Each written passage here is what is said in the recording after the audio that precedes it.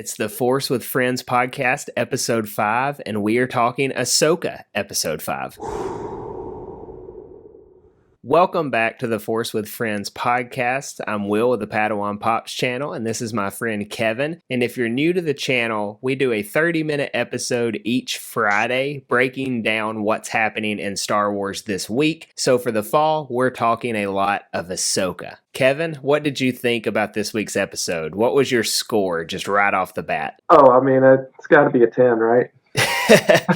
I mean, I loved it. I think no matter what you were looking for, I mean, if you just wanted some fan service, I mean, that was there, right? If you were looking for action, that was there. If you were looking for character stuff, that was there. I thought they did. I mean, this episode was really hyped up, but I thought they did a really good job delivering on all those things. So, I mean, I loved it. It was so much fun to see Hayden back as Anakin, and I thought it was just done so well. So I'm with you. It's a 10 out of 10 for me. I can't think of any actual negatives. Like, we've nitpicked a little bit here and there, and it's been minor. I don't even think I have anything minor for this one. This is a 10 out of 10. And just a quick review, I'm assuming everyone has seen it thus far, so very brief spoiler warning, we're about to discuss all of episode 5. But the episode doesn't start in the world between worlds, oddly enough. It starts with Hera and Carson Teva and the crew looking for Ahsoka and Sabine on the planet, and they don't find her, obviously, but they do find Huyang. It was a really sad scene. He was mourning over Sabine holding her helmet. I was a little heartbroken when I saw that. And, you know, he just kind of mentions that they weren't together. He told them to be together, and they never listened, and it got them in trouble. You know, they're looking for Ahsoka, Sabine. Then did it go into the world between worlds next, or did Jacen say he heard something and then it went? I think it goes first. I think it goes in first. Yeah. It goes first. They start talking. So Anakin and Ahsoka are in the world between worlds talking. Then Anakin says he's going to train her, and they start this lightsaber duel. Very awesome. Flash, you know, back and forth throughout the duel, back to the mainland where Jacen, being force sensitive, can hear the lightsaber duel actually happening.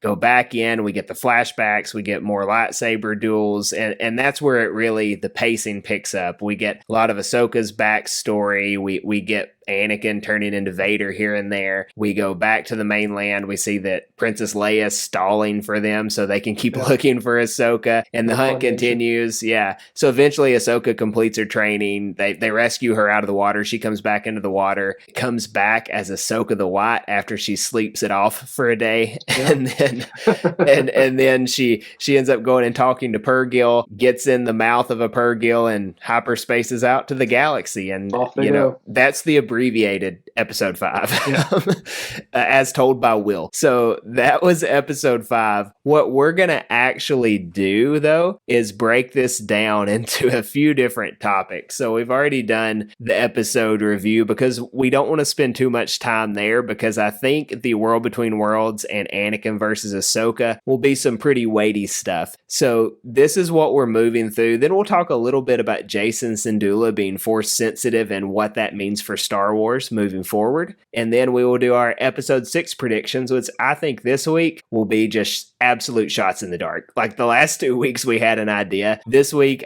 I don't think I really have a clue. Kevin, you might, but we'll see what it is once we get there. So, for the world between worlds, I put out a video today being Wednesday when we're filming this, so you can check that video out, go to my channel, subscribe, and watch that video if you haven't seen it. But put out a video saying why I think they actually were in the world between worlds, but I want to hear your opinion. Do you think they were actually there, or was this some dream or force vision or all the other theories that we've had? What do you think? Yeah, there's been a lot of theories. No, I think they were there.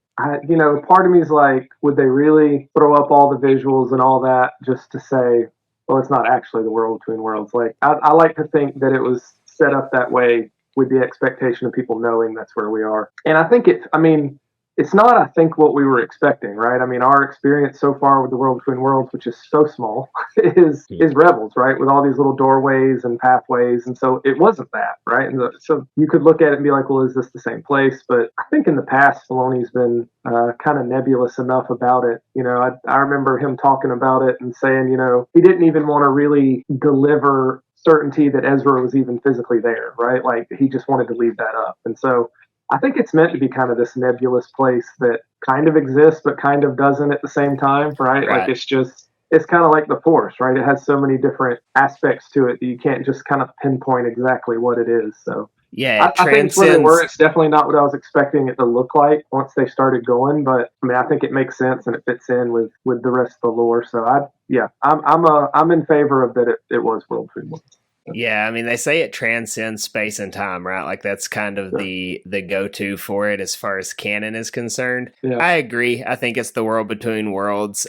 I think it would just be a whole lot for them to be like, "Hey, Ahsoka's going to have a dream and we're going to act like she's in the world between worlds." Yeah. Well, why don't you just put her there, you know? And I think that's what they did. I do like the idea that Anakin pulled her in as she was falling off the cliff. I think that is how it happens. I don't think that the water itself or anything on the planet is actually like a gateway into this place. I do think it's more so going through Lothal with the portrait on the wall with the Mortis gods. I feel like that's something Dave would stick to since he wrote it that way, but we also have it to where someone, if they were in there, could pull someone through a portal if they wanted to. So I would like to think that Anakin, post Return of the Jedi Anakin, pulls her in. That's my thought. We know Force Ghost. I'm trying to remember which book it's in, but as far as canon is concerned, Force Ghosts appear however they want to make it work for the person seeing them. So I wish I remembered what it was, but I did read that in some canon book. Might have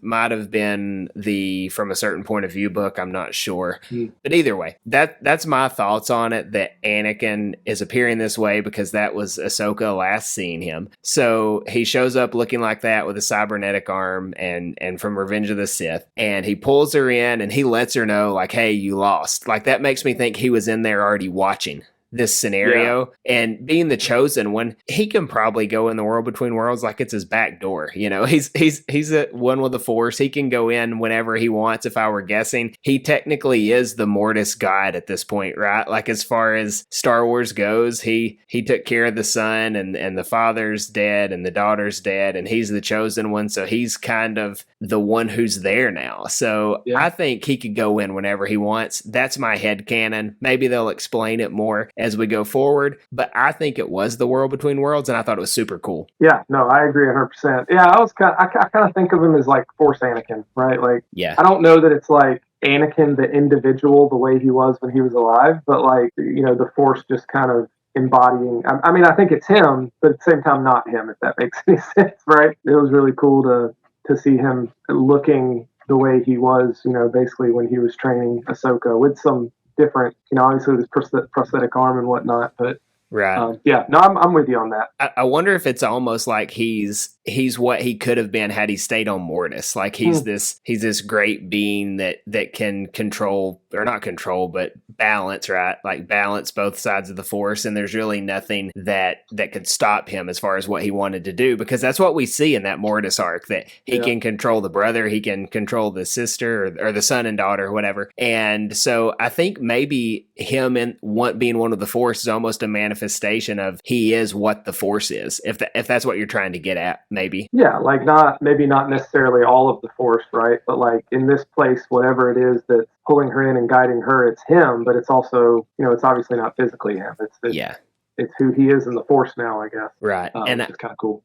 And I think that's very cool. And I do think just the way that they made it look, like it looked stunning walking on those little platforms. I don't remember. I would have to watch it again. I still haven't rewatched it, but do you actually see any portals when they're in there, or does it mainly stay focused on them? I know we see the pathways like going up and around and stuff, but I don't know that we physically see a portal. I'll have to rewatch it. I don't think you do. Yeah, I don't think that's anything that's ever pops up while they're there. Yeah. And so that's a little different from what we've seen. Like in Rebels, it was portal heavy, and here it wasn't. So I like that we're expanding on it a little. Yeah, and maybe it also lends to like being able to be used in different ways in the future, right? Like it's not this set place that looks a certain way, right? Like, because kind of like I mentioned earlier, you can't really nail down the Force to just like, oh, it's this thing, right? And so a place that kind of embodies it and where all these things are, you would have to think that it shifts and changes, and especially depending on who's there, right? Like, it kind of, Ezra needed to find Ahsoka, right? He had that's true. That's a good point. What's the daughter's little animal following Morai? Is that what his name is? You know, guiding him through to find the portals. And so, you know, maybe as people are there, the Force kind of lends itself to what it is that they're looking for or needing at that point. So I don't know. So yeah, Morai is there in the World Between Worlds and Rebels, and so yeah, it's an interesting place. We don't know much about it. We saw probably twice as much World Between Worlds as we've ever seen, and we still know very little about it. But I'm confident that that's where they were. I'm gonna stick to it until they tell me otherwise. I'm with you. Yep. I'm with you. We'll go down on that ship together. Yeah, I'm all for it. So also, I thought it was very cool, and this is something that kind of gives me some confidence maybe that they were in it, is the standard rule of you have to go in the same way you came out. That's what Ahsoka did. So when the training session was over, he says, you may stand a chance after all, or something along those lines. And then he leaves, the water starts rising back up. She finds herself in the water, and they pull her out. Like, if they're going to make it a dream, why follow the actual rules if it's not going to actually be the World Between Worlds? So that's just another little tidbit I found interesting. I don't have any last thoughts on the World Between Worlds. I think it's super cool. I just don't know that we actually know enough to delve fully into it, other than it was awesome to see everything happening in there. Yeah, no, I agree. I think we all kind of speculated and hyped up seeing more with it, but yeah.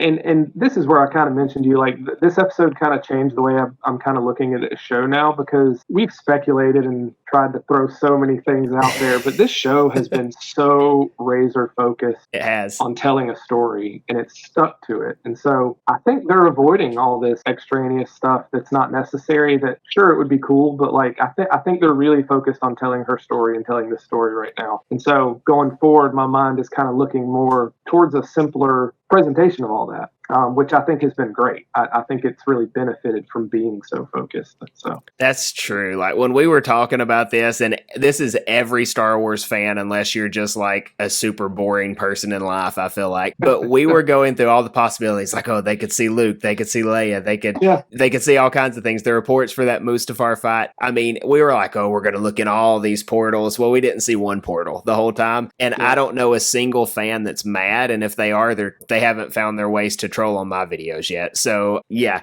I think everyone's pretty happy about it. And it was nothing like what we expected, I don't think. Like, maybe aspects here and there, but it was so good. So yeah, World Between Worlds, 10 out of 10. I hope we go back this season. Maybe we'll learn more about it and see, hey, maybe there's some more cool stuff to happen there. But moving on to this next portion, which is in the World Between Worlds, so I thought this was fitting. And this is probably where we're going to camp out most of the episode, is Anakin versus Ahsoka. So the rumors were we were going to see like an Anakin fighting Ahsoka on Mustafar. The reports are still that they shot that scene, but ended up going a different direction. And honestly, I'm glad they did, because I was not expecting them to say like 4 sentences to each other and then start a lightsaber duel and have a full-blown battle in the World Between Worlds. That was so cool. Yeah. And Hayden Christensen has not skipped a beat when it comes to his lightsaber combat. I'm sure he had to train some, because like, he's been on the farm for a decade or two or something like that. But it's like he never forgot it. He was doing all the cool moves. He doesn't do a stunt guy, as far as I know. Like, I've watched all the behind the scenes stuff. He's actually doing it as far as when he's played Anakin historically. So it was just awesome to see him. And it was like it was 2005 again for me watching that. I don't know about you. Yeah, no, it was so fun to see him back in form again, because it was always fun to watch him fight. He always just, the choreography, he always just nailed, and it was so fun to watch him fight. And so seeing him get to kind of go at it again was really, really, multiple times, was really, really cool. And just, I feel like he did a really good job of bringing in a lot of the characteristics of like Clone Wars Anakin, and kind of adopting all of that background that people know now, and just kind of portraying that character in a slightly different way, right? Like, this this is an Anakin. Honestly, this is an Anakin that he's probably never played, right? He played pre-Clone Wars Anakin, who didn't really know who he was, right? And then he played starting to head towards the dark side Anakin. But this felt more like Clone Wars Anakin that we saw so much throughout the Clone Wars, and I thought he did a phenomenal job of like kind of rolling back into that character. And let's be honest, the dialogue in the prequels is not its strongest point. I think we would all agree. We are prequel lovers. I love all Star Wars content except for Episode 9, and I think that the dialogue that Hayden Christensen was given from Kenobi on into Ahsoka, and I would even say in the animated series Clone Wars, I think that is very great that Hayden got to portray a character that had some strong dialogue mixed in with all the action. I think it puts him in a very good light. In my opinion, it's something that a lot of us haven't seen watching episodes 2 and 3. Not that we don't love episodes 2 and 3. It's just the dialogue isn't what you're there for. It's the story and probably the action. So that was good to see. And as we move through this battle, so like it starts off and Ahsoka really, she beats him each step of the way. It's almost like it's tiered into different tests. So there's that initial lightsaber duel that he's going to finish her training, and she does something. She kicks him, right? She does like a roundhouse kick to the face and then says, I beat you or something along those lines. And he cuts the floor out from under her. Mm-hmm. And we see the first Clone Wars scene where she falls all the way and it's young Ahsoka. It looks like the actress that plays young Gamora in the Avengers. I'd have to double check that, but that's who it looks like. And that was the rumors for who it may be. So they get there and we see Clone Wars Anakin in, his armor that he wears. That was so cool. And it was so cool. And we see they don't duel in that scene, but they're still at odds with each other. Like she sees war and hates it, and he sees war and sees it as just a necessary evil. And so they have an argument there about what she wants to do. She doesn't want to fight, and he says, then you'll die. And so I think that's part of this training. We've talked about what was the last bit of training she needed. And I think moving throughout it, it wasn't the combat that she needed training in. It was her mindset that she needed to have, put where it needs to be. So it starts off in that Clone Wars scene where she doesn't like fighting. She doesn't like the war, and they kind of have a back and forth. What did you think about that scene outside of the fact that it was just visually stunning? It was so cool how they made everything, and including, again, him and his body language just looked like they were walking through the Clone Wars, like what we've seen within the TV show. That was really, really cool. But yeah, no, as soon as she gets there, right, like she's pretty immediately conflicted because, you got to imagine, like her whole life, just war and death, has got to be pretty traumatic, right? She's a teenager. So being thrown back into that. But yeah, you see Anakin is just like this stalwart, like he's constantly moving forward. Like, I feel like in every flashback, like, he stops, he'll talk to her, but then he's just constantly moving forward, right? Like, he doesn't really stop to check out what's going on around him or to, he's always going forward with the truth, which I think is, his character, right? Like, he's always moving forward into what's next. He's not the stop and take stock kind of guy. But yeah, I thought those scenes were really well done because that one leads right into where she's holding the hand of the dying trooper, right? It is, yeah. So she holds the hand of the dying trooper there, and then they argue. And she sees, like, because I think that scene where she's holding the hand of the dying trooper, that's where she's really like, I don't want to do this anymore. This is my fault. Like, she gave a bad command or something like that, and kind of saw the reality of war. And she gets kind of ticked off because he's joking. Right. Like he was being lighthearted about something, and she wanted him to be more serious. That's right. That's when they argue, and as he's walking away, like he's going into battle after they have a disagreement, and the lights start flashing, and you see the Vader silhouette. And that was cool. That's where it took a big turn because we had talked last week about, it played the Vader music. Are we going to see bad Anakin? And you had mentioned, I think we're going to see all of Anakin. And that's what we saw. We see Anakin, the Jedi Knight. We see Anakin as Vader. It's everything that he embodies. And if you look at balancing the Force, powerful light, powerful darkness, as Luke Skywalker would say, and everyone's favorite, The Last Jedi. And I think that rings true, though. Like, Anakin is powerful light, and he's also powerful darkness. And that's when it it takes a tone change. We see as he's marching, it's flashing Vader. And then I think they cut away back to what's going on outside of the World Between Worlds. But then we come back and it's Ahsoka a few years later at the Siege of Mandalore. And she's wearing what she wore in the Clone Wars Season 7, which was super cool. We see the Gar Saxon group of Mandalorians there. So the Maul helmets. The Maul-Delorians. I thought we were going to see Darth Maul for a minute, but we didn't. But then we did see Captain Rex, which was great to see live action on screen. That was awesome. We have Tamora Morrison voicing him. While that was an Easter egg, which we all wanted Easter eggs, they stayed laser focused on the Ahsoka story. So we moved back to Anakin. He shows up and they're talking like he doesn't recognize the battle, and they have more disagreement. And Anakin turns into Vader, like Sith eyes, red lightsaber, and they start fighting there. And I thought that was probably my favorite lightsaber duel there, when she's fighting bad Anakin. Yeah, and that was a really interesting scene because it almost seems like, Anakin's pulled her in this place to train her, but he may not even necessarily know what her issue is, because she makes that comment and it cracks me up, because he's like, is that what this is about? Right? Yeah. Like just kind of nonchalantly acknowledging that he became like this murderous Dark Lord on a rampage. Yeah, because they talk about the lineage. He brings that up, which Huyang had mentioned like in episode 1 or 2, and he brings it up, and she brings light to the fact that her lineage means Darth Vader. And he's like kind of offended by it. Yeah, but it's crazy because I don't know if it in that moment he realizes like, so this is what her issue is, because then like he goes full Vader, right? Like that's such a good point. He does it. It's like, well, you're gonna have to, and Anakin, like he's not like the let's prepare a lesson and talk about it. Headstrong.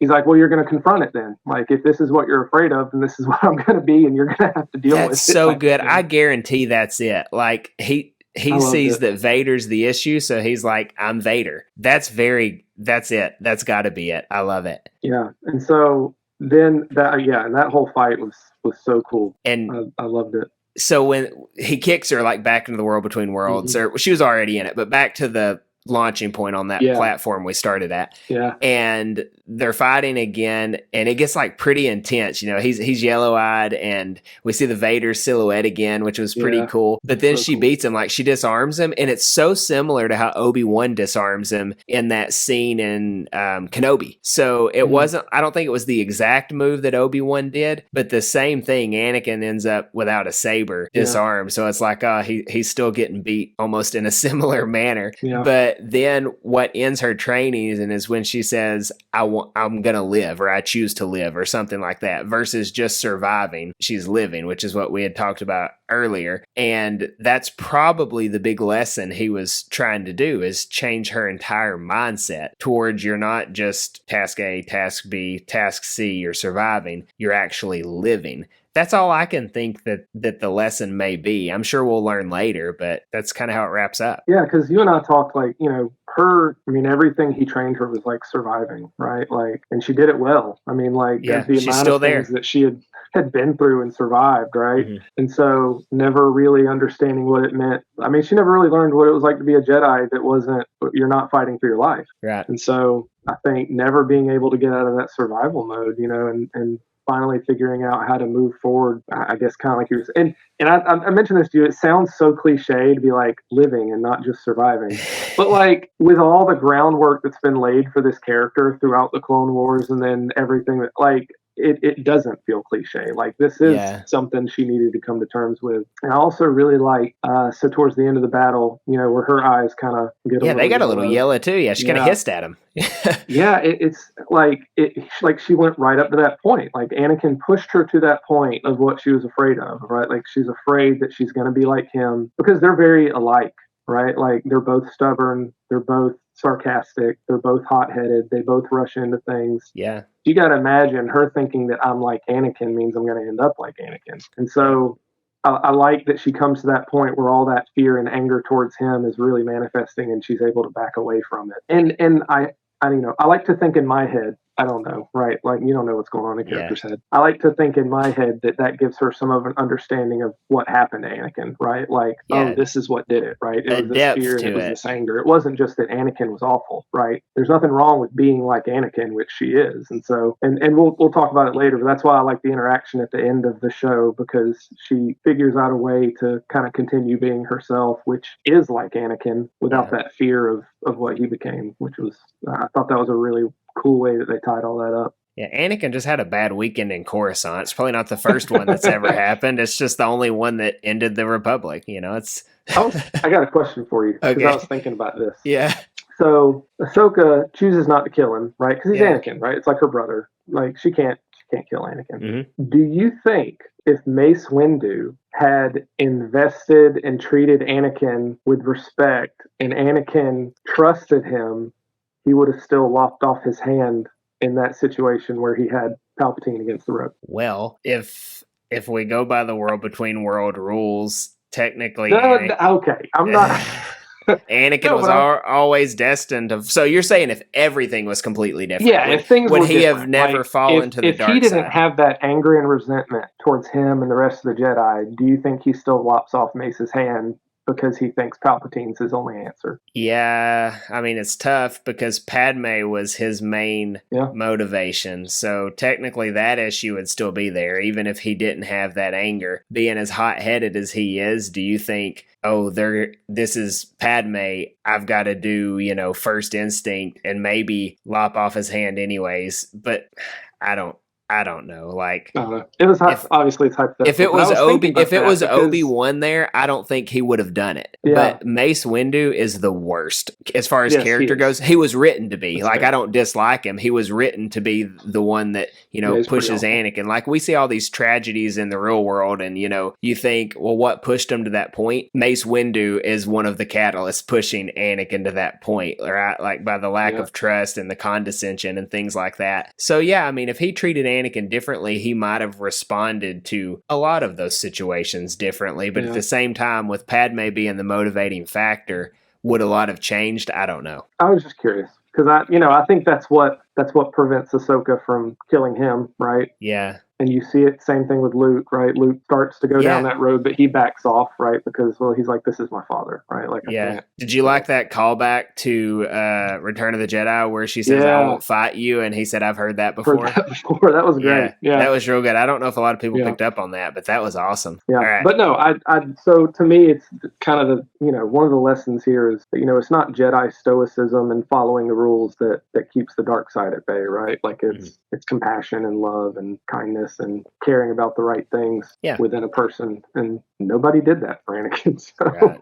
I can get behind that. So those were my few takes on it. What she got out of it, at least what I think she would get out of it. Yeah, wrapping that segment up, I just think that's really what we needed in Star Wars. 30 minutes of Anakin, and we get that closure with him and Ahsoka. I don't think it's the last time we'll see him. I'm still banking on Force Ghost Anakin later, but just seeing that tension resolved and seeing him train her pretty harshly one last time to make her Ahsoka the White. Dave just did a great job. Hats off to the creative team. This was peak Star Wars. I loved it. It was. So moving forward, because we could talk about that all day, but we don't need to do that. Jacen Syndulla, very briefly, I think the fact that he's Force sensitive, they've hinted at it the whole time. Huyang confirms it, saying he's, special. Talks about Kanan being his father, Jedi Knight Kanan Jarrus. And then he can hear the fight going on in the World Between Worlds. He can hear the lightsabers. He's very attuned to it. Again, that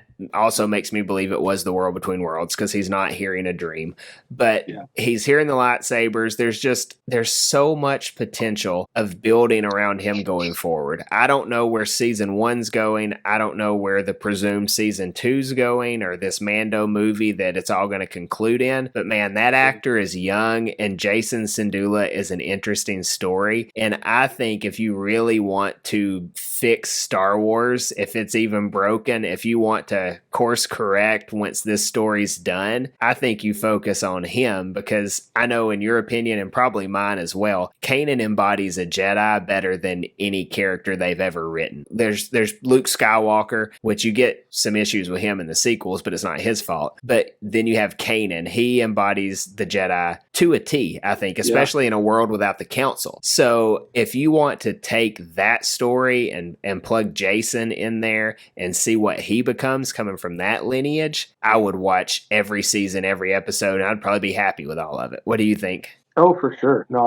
I'd love to follow him and see where his story goes. I mean, he's been way more involved in the show than I thought he was going to be, right? He has, popped up, quick episode. I was like, oh, like little Jacen cameo, but then he keeps coming back, and now he's, been a pretty integral part of at least this part of the story. So he has. I could definitely see them following him throughout some other storylines. I think that would be really fun. Dave does nothing by happenstance. I don't know if you've picked up on that yet. So, so every little brick and stepping stone that he lays, from the Clone Wars to Rebels to little things in the Mandalorian to everything that is coming from that in Ahsoka, he does everything for a reason. He's so good. So you're not just going to get a few scenes here and there seeing that Jacen is Force sensitive without some payoff somewhere down the road. And maybe they're just kind of, throwing it out there as bait to see, hey, are the fans, are they good with this? And obviously I think the answer is going to be yes. I think that's a very cool Star Wars story that we can follow. I don't know if it takes place in this galaxy or the next. I think if you let it happen in the other galaxy, if that's the route they take, he does avoid the Luke Skywalker temple massacre, and then maybe he can return to this galaxy once everything's settled down. You still got a little one year window of the sequel trilogy that brings up some story issues. Yeah. But if they can somehow get around that with this second galaxy and then bring everybody back alive, let's do it. I'd watch it. Let Rey train him. I don't care. Let him be in the Rey movie, whatever. Like, I just want to see him on screen and see where it goes moving forward. And again, that actor playing Jacen, he's doing great. Like, I know it's not a ton, but couldn't ask for anything better. Lastly, here, we're approaching the end of our time for this week. Episode 6 predictions. Yeah. I have a couple ideas. I have nothing as confident or concrete as I had last week and the week before. My idea is we're going to go back. So episodes 1 and 2, you kind of see the mirroring of Ahsoka, Sabine, and Baylan and Shin to an extent. I think we go back there. I think we see both of the vessels, the Purgil with Ahsoka and Huyang, and then we see, is it the Ring of Sion or Eye of Sion? I don't remember what that ship's called. Eye of Sion. We see them both emerge from hyperspace into whatever galaxy they're at. I do think we see that going on. We get an update there. And then I think we're going to see Hera go to Coruscant to defend her shenanigans with Ahsoka. And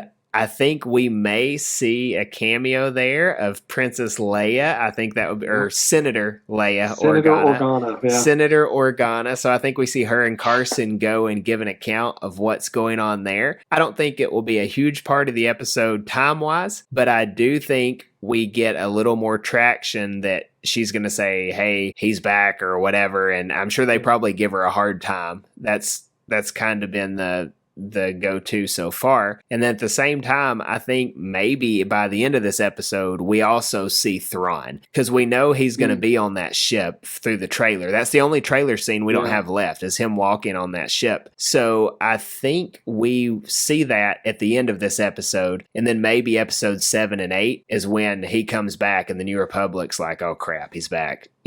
Like they finally see that Hera is not the girl who cried wolf. Yeah, and I think you and I weren't sure earlier on in the season, like where this thing was going to end, like if it was just going to end with like a reveal of Thrawn or Ezra or something. But again, the way this show has been moving like so quickly through its plot points, like I can't imagine things really slowing down much. So I definitely think there's no room to see Thrawn in the next episode. I think I'm curious as to whether Purgil are faster than starships, right? I don't know who's going to get there first. It's a large Purgil, so maybe very large Purgil.